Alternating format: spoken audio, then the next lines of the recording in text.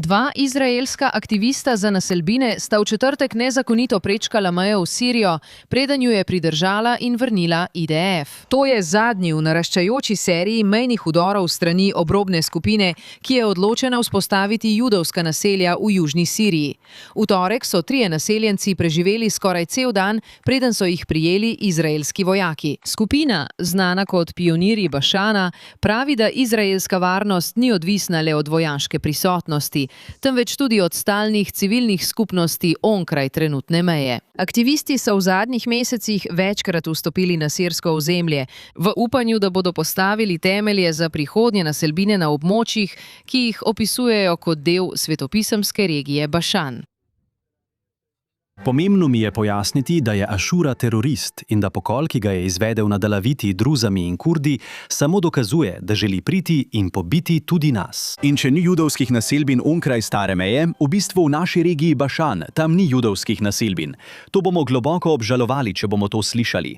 Bog ne daj, da bi v prihodnosti prišlo do vojaškega umika. Skupina je poimenovana po starodavnem svetopisemskem kraljestvu Bašan, ki obsega dele današnje južne Sirije in Jordanije.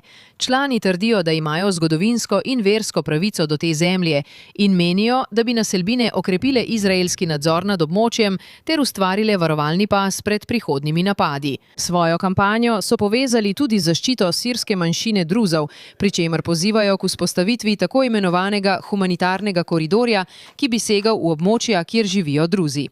Ne bomo popustili, zagotovo ne bomo odstopili Golana, prav tako pa ne bomo opustili Bašana, vključno z območji, ki smo jih že zavzeli.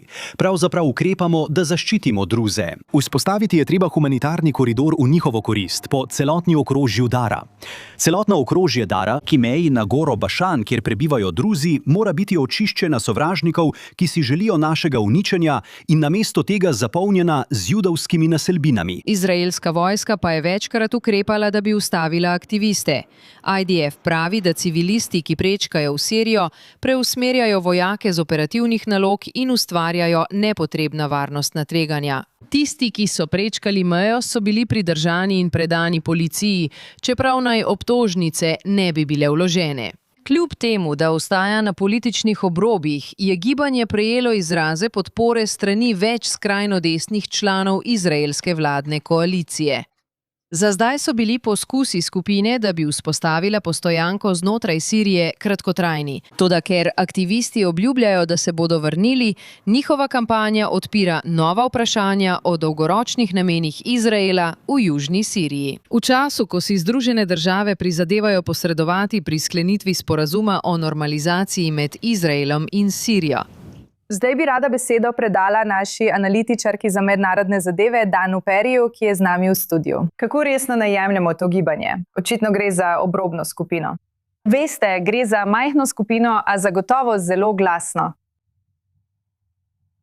Poglejte, če bi bil jaz Iran, bi plačal kup agentov v Izraelu ali trgovcev ali norcev, da to naredijo.